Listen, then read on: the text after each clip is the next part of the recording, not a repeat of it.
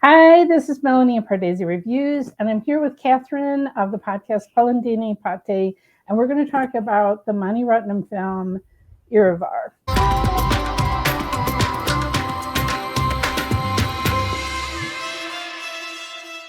So my six-year anniversary of my channel came up, and I thought, what movie have I not done that I really want to do? And this was the one that immediately came to mind. It's sort of I don't know, just this one movie that I just had never gotten around to, that I know is a masterpiece.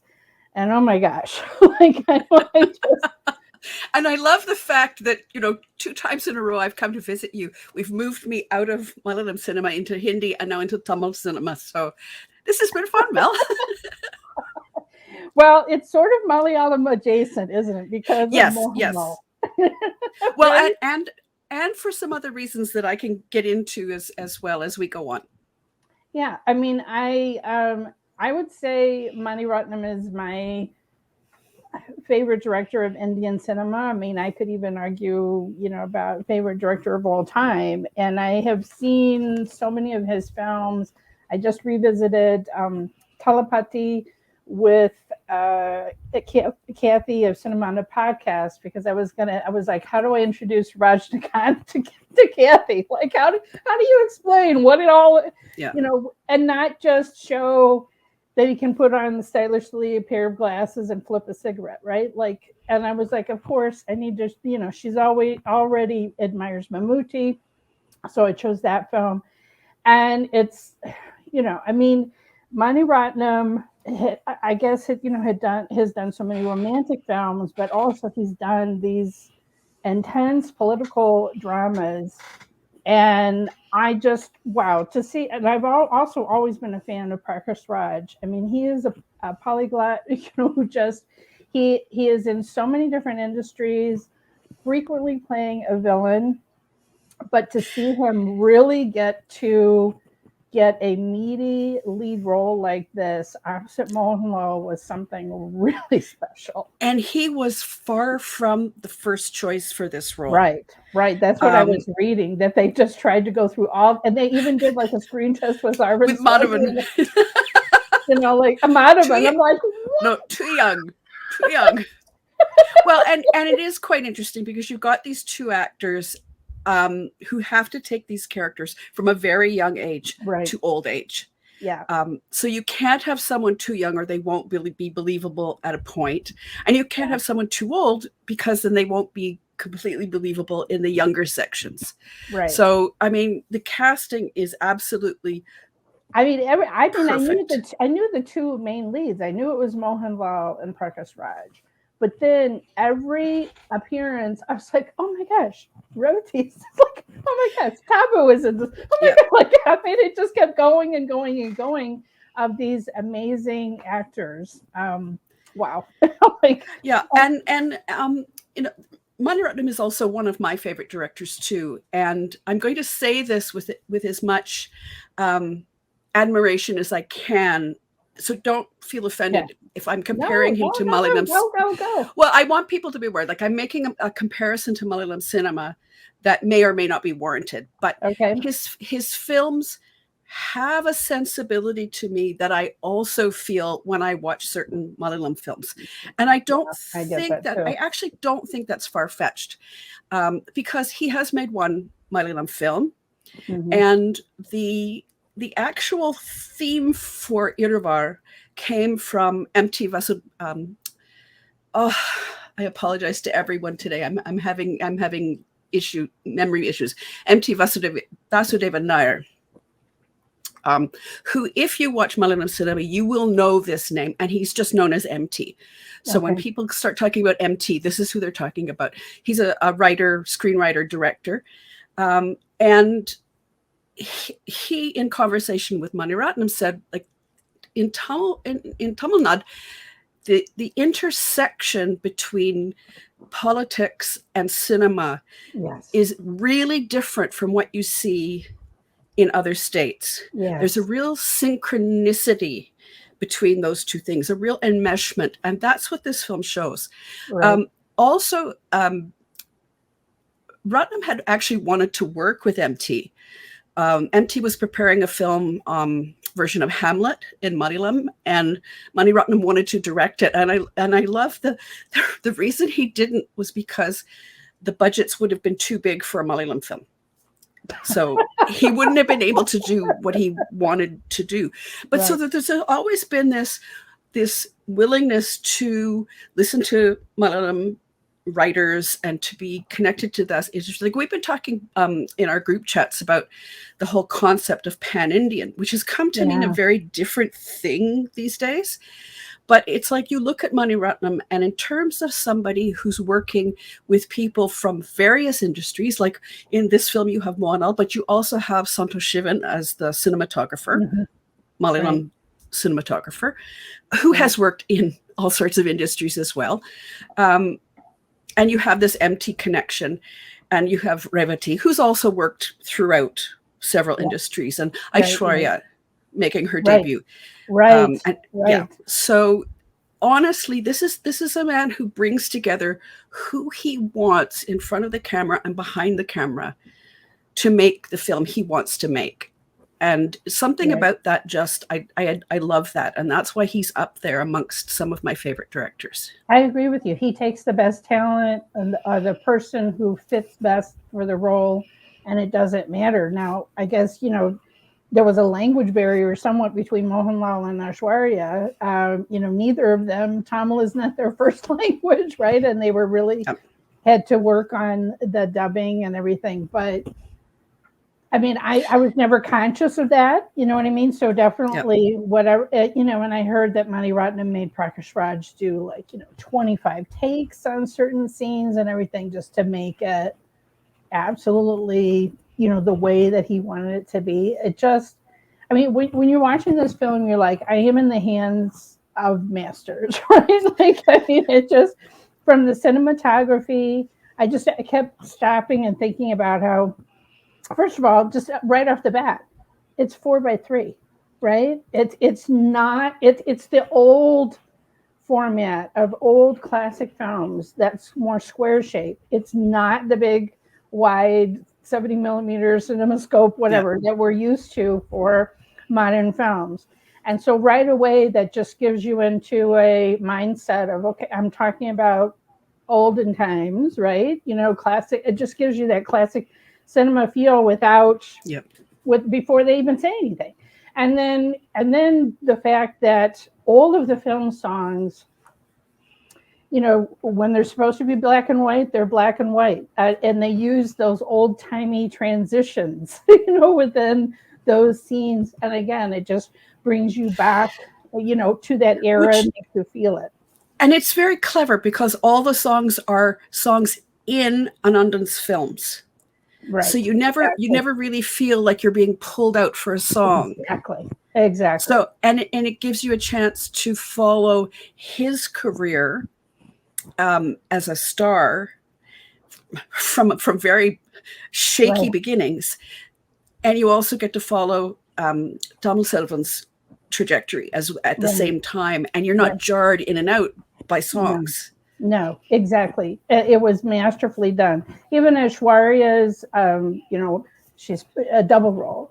Even, she has Pushpa, but then when she's introduced as her actress persona, it's Mohanlal's character watching an audition reel of a song of her doing. Like, even that is just, every step I was just like, oh my God, look at this. And then, the camera work. Just, I think about when Prakash Raj and Tabu are on the bed, and the camera is just circling, and it just kind of, it's like gives you this feeling they're in their own little world, and also they're just it gives you this sense of, I don't know, passion and everything about it. Just, and the camera is just swirling around, and her hair is wrapped across his bare chest. It's just gorgeous. I did read, and I hope this is true because it's quite funny. I did read that that Santosh Sivan said that Tabu was a little annoyed with him shooting that scene because he was at that time he would be with the camera on top shooting it, and it was really hot and he was sweating and it was dropping on her as they shot. I can totally believe that. I can totally believe that because if he's looking through the lens, oh my gosh. But that scene is just like, I wrote down a bunch of scenes that I found. And actually this, like, I had seen it before, but when you asked me to come and do this with you, I've watched it a few more times since. And the opening actually really struck me this time around because it's black and white, close up of a boy on a train. A train, Mani Ratnam, who would have thought? Yeah. But that actually reminded me of Pannelan's more recent film Cello Show, about a young boy who's passionate about films, and at the end of that film he sets off via train to go and become a filmmaker. And I kind of went, that I have no idea if that was supposed to be a young Andanan. I have no idea, but that was the connection my brain made this time around. I mean, obviously that predates Pannelan's film, but just that idea that at a young age you could be on this train starting a journey of your life. Just like I had never really. There's so many trains.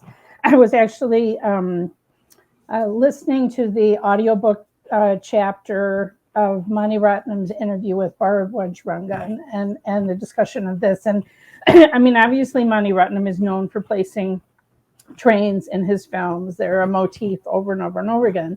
But Bharadwaj was like, I think this may be a record in this film for the number of trains that appear in one film. And Mani Ratnam said, part of it places the time using those steam engines, so that makes us automatically in the time frame. He said it was extremely important for the political movements. Again, Prakash Raj, the scene where Tabu first sees him, he's laying himself on the tracks in protest. But there's so many train journeys, and it's showing also that these characters going on these different life journeys. But you're right. I mean, there's so many key moments that happen surrounding with trains, especially in this film. One thing that I have to say is, like, because both of us are a fan of Mohanlal, and like I said, I'm a fan of Prakash Raj, but to see this film, and especially because Mohanlal is so clean shaven, and you're like, oh my gosh, they're so young. Like, it's 1997, but oh my gosh. And part of it is the beginning of the film when Mohanlal's Anandan is supposed to be so young. He just has this exuberance in the way that he acts. He's so excited about even getting a little 2-line role as a constable in a film, and comes home and reenacts the whole thing for his family. I just and love let's point out too, he bounds around. He just has so much energy. I was just doing the math in my head because Mohanlal and I are almost the same age, and he would have been 37 at the time this film released in 97, and I absolutely believed he was 19 or 20 at the beginning of that film. Yes. Just this movie is a Mohanlal masterclass. Everything is impeccable, but Mohanlal just elevates this film. Absolutely. And to take him from that really exuberant, really young man, and we see his desire to want to do this. We see his disappointments when things don't happen. Yeah, but we see his exhilaration. Just heartbreaking. And even the moment, this is another one of my favorite scenes where his character is shot. There's this shift afterwards. There's a change in his voice modulation. Yeah. And that continues as he grows into an older man as well. It's just impeccable. Yeah. And his body language changes throughout. And I mean, it's not just like they keep changing his hair as the eras change. Right. But there is something very that shifts about his body language as his character grows older. And even that scene that you mentioned already, where he's watching Aishwarya as Kalpana dancing, and then he gets a really good look at her, and just the shock on his face because she looks like his first wife Pushpa. Yeah, it's just it's not too much, it's not underdone, it's just this man going, oh, what the heck. Right. And I also the moments when he realizes the power that he has. You know, we see the struggles that he went through, how his first hero film got shelved, and then he had to go back to being, you know, an extra. And then when he finally triumphs, and just you see he comes out and sees this huge crowd waiting for him outside the theater, and that, you know, and he just like you feel the change within him. He doesn't even say a word, you know, referencing it, but you can just tell he's realizing, oh, wow, I have this power, you know. And when he's called on to assist Prakash Raj and give a little, you know, introduction and help with the election, and you just see him, you know, like Prakash Raj couldn't get the crowd to shut down, and all he has to do is just, you know, motion like, okay, you know, like we speak, and just the way that he realizes, okay, I enjoy this theater thing, but wow, I'm really enjoying this power. I'm enjoying this connection that I have with this crowd. Just, I love that, you know, and just the subtle things of way of showing the shift in the relationships. Like there's one time where he's supposed to make a speech and he shows up late on purpose. Yes. Right. And then, you know, the camera is following this dramatic, you know, Prakash Raj is in the middle of his speech and all of a sudden the crowd roars because the car drives up and then here's the big man. You know, I just so many magical moments like that. And it really is interesting. I mean, it's called Iruvar, the duo. And there are lots of doubles and duos in this film, but this duo and what they represent in terms of the duo of cinema and politics is at the core of this. And, you know, you see the moments where they're absolutely in sync as friends, and the moments where things start to unravel between them, as each of them kind of jostles for power.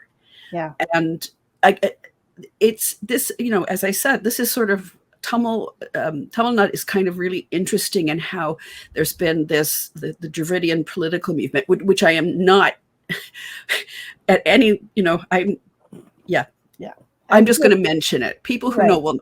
But you have this sort of intersection of the Dravidian political movement with cinema, and they specifically used cinema to promote their political messages. Right. And you had, what is it, like 5 out of 7 chief ministers in Tamil Nadu came out of cinema, including MGR and including Jayalalithaa. MGR, who is supposedly kind of a model for Mohanlal's character in this film. Right. So it's, I find that fascinating, and this film makes me constantly want to read more about that and about how that works. And I think they just, like, the film isn't specifically political in any way at all. Right. It's just about the machinery of both of these things and how they intersect. And and showing these two men, you know, I mean, the opening of the film, there's a, you know, this is fiction. Okay. Right. But I do think it's something where, you know, Mani Ratnam, like I said in this interview that I was listening to, said, you know, he had to combine characters together, but real life people, you know, so it is a fictionalized dual biography. It's not exactly the way things happen. And also he wants to make certain points, you know, but I was sitting there Googling things, you know, as I was watching, right? Because they show their early marriages. You know, it's like showing all these parallels. You know, they both get married, but very different marriages. Yeah. Mohanlal's Anandan character, very traditional wedding ceremony, and Prakash Raj's purposely, I mean, he's making a political statement in the way that his wedding ceremony is conducted, You know, I mean, there's not, the personal is political for him at every moment. And then when they also have affairs, you know, in their later life, you know, they're both married and yet have second relationships. And I'm literally looking up because there's a scene of Prakash Raj's character, and I can't remember if it was a wedding or a funeral or what it was, but it was a huge event. And his wife is sitting next to him. And in the row behind is Tabu, his mistress, with their child. And I'm like Googling, I'm like, okay. Like when he was chief minister, he had an acknowledged second wife, and supposedly the two wives were friends. I'm like, mind blown.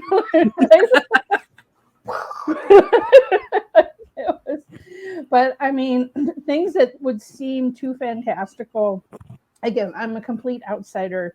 I'm sure my experience watching this film of essentially showing 5 decades of Tamil Nadu history, right, is completely different than those who lived and breathed it and recognized so many things watching the film, that everything to me was new and like, oh, I didn't know that. And like looking up, oh, look, well, you know, like here's a picture of MGR and his first role as a constable and all of that, you know. So anyway, I just was so struck how, you know, how he walked this fine line. And there's certain scenes where music swells up and yet the characters are still talking.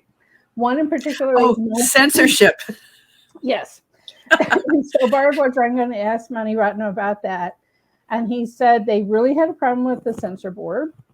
And so he made a conscious choice, rather than to cut, he made the background music louder. So it made the point that this had to be altered, but he got it past the censor that the offending line, whatever it was no longer there. Because you're like, this is, you know, I mean, the music is swelling, but Mohanlal is speaking to this crowd, and you're like, is this an artistic choice? You know, and so it was interesting to read later. I mean, because I can imagine, this is only 10 years after MGR had passed away, and the man that, you know, that the man that Prakash Raj is playing was still alive until I think 2018, and Aishwarya Rai's character, the second one, she was also still alive. So I think, in fact, you know, I mean, so I can't remember what years of her years as chief minister were, but, you know, it's like they were all very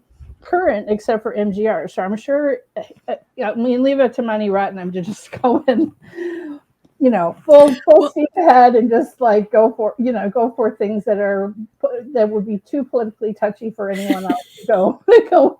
Well, and I love the thing when he was asked too about when Anandan is telling Kalpana about Pushpa, how you have these like whiteout scenes, and he says, "Oh, I think that was Kieslowski," which it is, and it's the way it's done is it's our signal that Anandan is having a flashback and recounting this to Kalpana, and then he comes back in after it does the thing again, like very clever way to use something he's seen in another filmmaker's work. Right. Now, one thing, since you read that chapter 2, one thing that struck me before I read that was I had a few questions about Kalpana Aishwarya's first song, which seems, I was going, okay, this has got to be the 60s, and it's sort of like the 60s, except it's not. It's kind of, if I remember, it was kind of jazzy.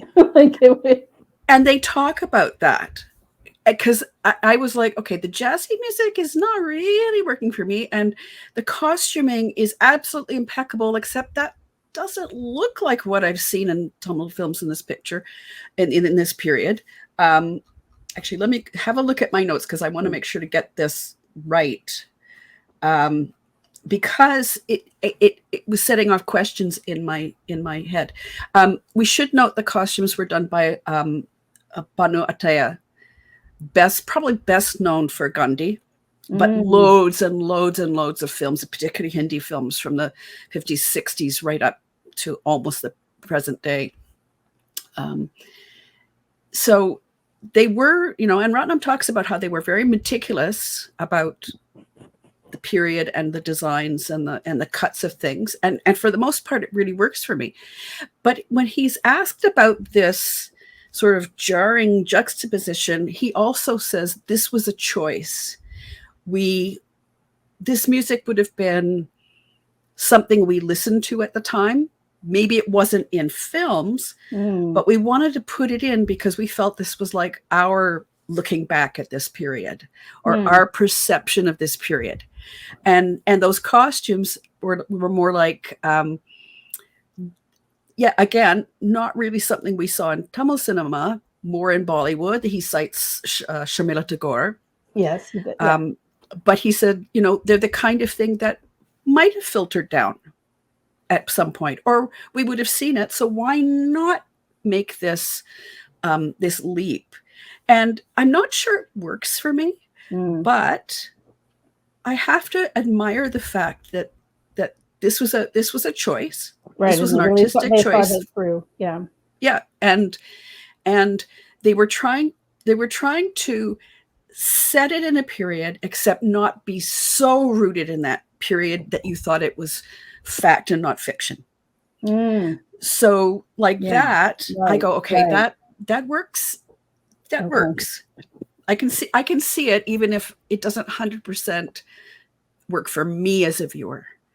Right. But a really interesting way to solve that kind of creative problem. Like, how do you get people not thinking too much that this is verbatim off the page history?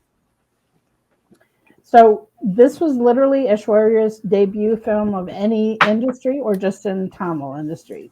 I mean, it's any industry. It's just mind blowing to me. Yeah. Like, because this is such a huge film and it's a double role. Yeah. Right? Like, I mean, she was just known as, I think there's even a, line or something about a joke about Miss World. Like, that's all she was known for. Wow. Like, leave it to Mani Ratnam to give talented people an amazing debut, right? Like, and he was that too, right? Apparently, he was quite blunt with her and said, "If you want a star launch, this is not it." And she was like, "That's okay." Like, good for her. And Mani Ratnam has been really good to her, because you had Ravanan and most recently Ponniyin Selvan. Yeah, but that debut is amazing. I mean, because they really are completely two separate characters. I mean, actually, this week I also rewatched Home Dil, the Chuka Sanam. Like, I just seeing how she can do that flirtatious, coquettishness. There was nobody like her, right, at that time. Yeah. And so, especially the actress character in the second half of the film, I feel like it's hard for me to think of anybody else who could have played it more perfectly, right? Like, she just, I mean, Revathi doesn't get as much to do, but that amazing wedding night scene. Oh my God. Yeah, that's on my list. Oh my God. It's like, and her sari drape literally catches on fire. And he says, thinking of it as your husband's passion. And I'm like, whoa! You go, Prakash.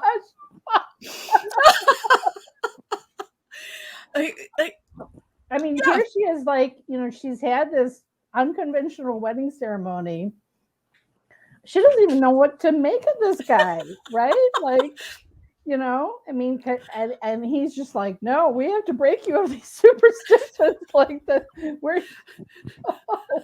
he says, don't bring God into the bedroom, I'm like, oh God, dude.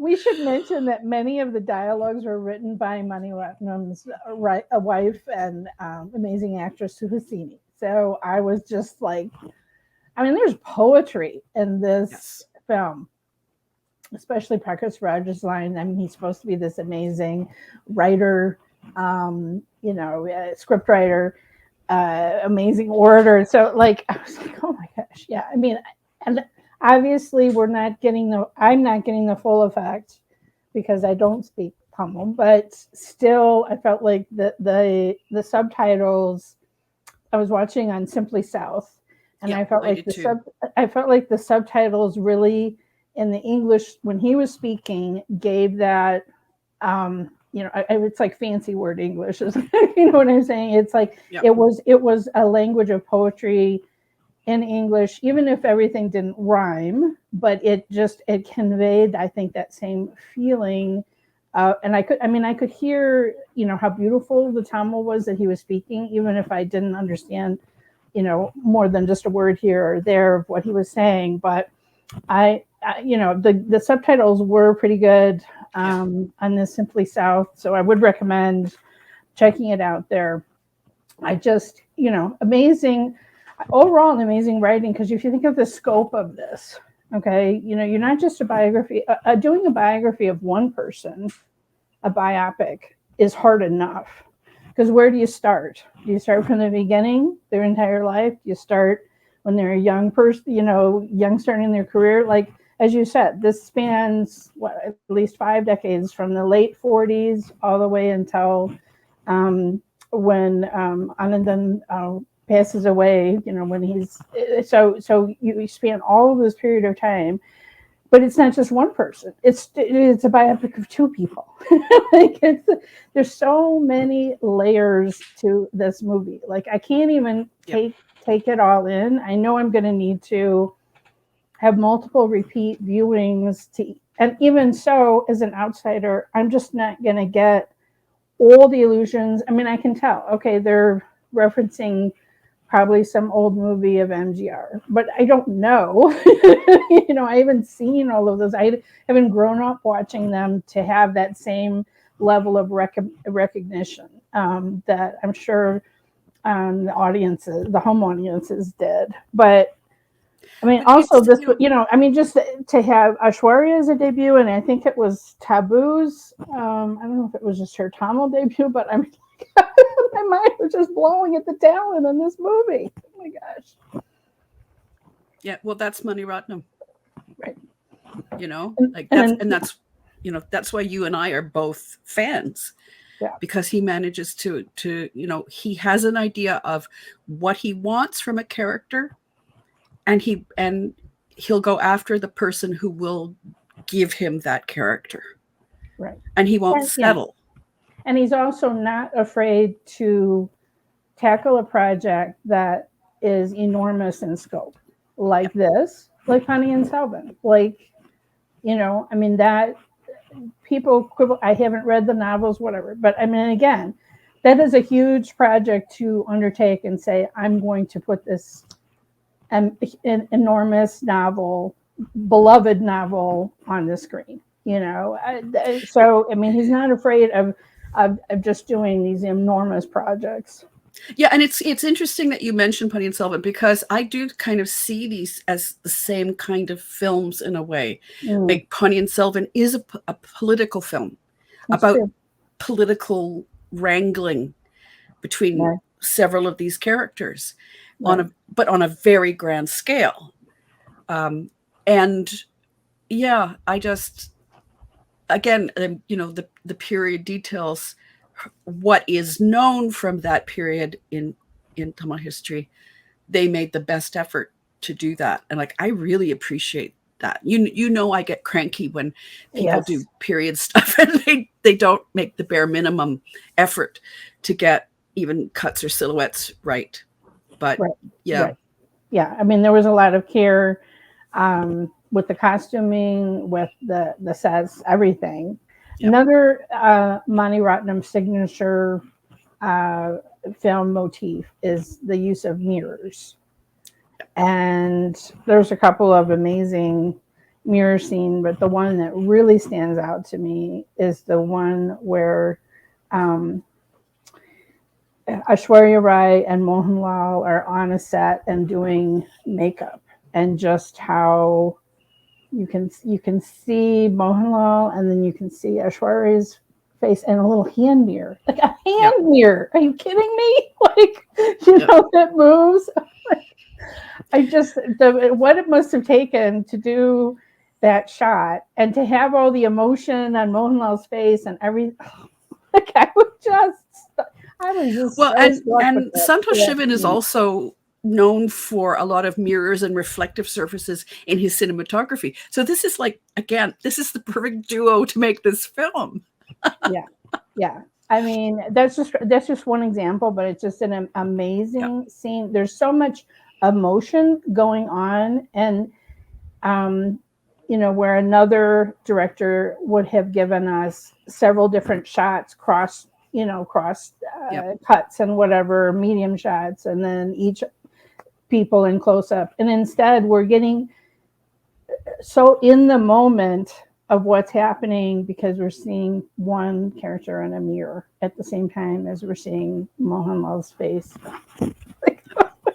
Well, and I've already mentioned that the scene where Anandam is shot, but that is filmed from his point of view.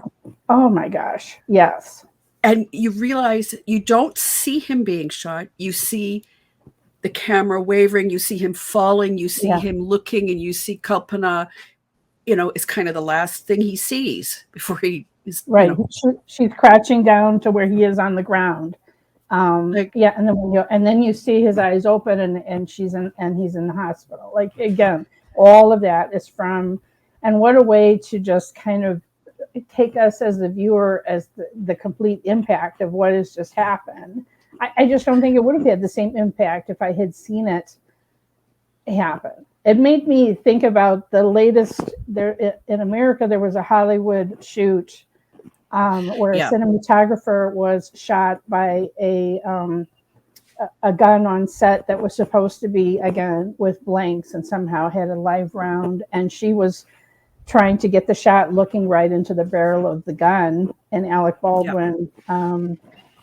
And so it seemed like that was a kind of a similar situation. You see the guy, like, there's no warning. Like, again, a Tamil Nadu audience was probably waiting for that moment to happen. And for me, not knowing the history, not knowing about MGR and that had happened to him, I was completely, like, okay, here's just another movie set shot, showing his relationship with Aishwarya's character. And then you see that one guy just kind of, somebody yells cut, and then he's like struggling with, and then you just hear the sound of the gun go off. And again, like you say, we're suddenly the camera's tilting and we're falling because our perspective has changed. Like we are under in that moment, and the impact of that hits us so hard. Right. It would not be the same if I just saw him fall from a distance, because the last shot we were kind of, seeing a wide shot of everyone on the set. And it would not have had the same impact as being from his point of view. And your point about how Mohanlal changed his voice, I guess MGR was in the middle of doing a film, and where the bullet lodged in his neck, it permanently affected his voice. And so there's one film where he's kind of half and half. He went back to filming it, and so half of it is his regular voice before the accident, and half is his more hoarse sounding voice after the accident. I mean, Mohanlal didn't go overboard with that, but it was again, absolute masterclass in terms of Mohanlal's acting, and I have to keep saying that because there is such a fondness in his fans and a desire to see that kind of acting from Mohanlal again. And every time a film comes out, it'll be like, will this be the one? I mean, you and I have talked about this, and I really admire Mammootty for the chances that he is taking, the kind of parts and roles that he is doing late in his career. Completely blown away with some of his recent films. Okay, so these are two actors that are very similar age, and yet, like, exactly what you're saying. I feel like Mohanlal is more resting on his past glory and not stretching himself, or again, even matching some of the past performances that he has given us. in so many amazing films. And I haven't fully felt that, in quite some time. Right. And well, so, and people who come to films right now will look at some of his recent films and go, why do you guys love this guy? right. Well, there are reasons. There are lots of reasons. And this film is just one of many reasons. But, start here. Like, I don't think the film is completely inaccessible. I think, yes, there are layers that we as outsiders will miss, but I think you can completely understand a story of two men connected in one artistic industry who also are involved together in this political machinery. Right. And then become rivals. Go from the best of friends to rivals. Yep. Oh, and the ending. Oh my God. Like two things. One, when his wife goes to wake him in the morning and he doesn't move, and she takes the cover off and she touches his arm, and it's like, oh my God, he's dead. And it's like, as soon as you would touch him, you would know. Like, my heart just was like, oh. And then Thomas Sylvan, somebody tells him, oh, he's dead. And he says, oh, no, just these rumors all the time. That's got to be a rumor. Yeah. Yeah. And then the realization that he is dead. Yeah. And he goes to his house, and they won't let him see him because they're currently preparing the body. And I can't remember, oh God, I've seen this film so many times that I can't remember the other reason that he misses seeing him. But like, he misses, he completely misses at the end the opportunity. He doesn't have a private moment that he wanted to have. Exactly. And the film ends with like the funeral cortege, a very public ceremonial moment for a very public man. Like, wow. Yeah. And so then, like you say, Prakash Raj's character he goes back to kind of a place where it all began, where I think it's the exact same place where they met. And just I just remember, like Mohanlal was like the physical space. Mohanlal was low and Prakash Raj was high. And then at the end, Prakash Raj again was low, looking up and remembering that moment. But even that moment is incredible. It's another one of my favorite scenes because that when they meet, you mean? It's actually sort of in the middle-ish of the film, and Anandan has got this role as a hero, and Tamil Selvan is the writer on the film, and then Anandan shows up and they've shut the film down because they don't have money or whatever. They just shut the film down. But at the same time, there's a political rally going on that Selvan is a part of. Yeah. And Anandan comes after the rally is over. And so he's down on the rally grounds and Selvan is up on the top, and they're yelling at each other. And it's like this visual representation of the fact that Anandan's career is at the bottom, right? And Selvan's career as a politician is taking off, right? Like, you didn't need any more than that to set that scene. Like, right. It's not just storytelling with the words that they're saying. Yep.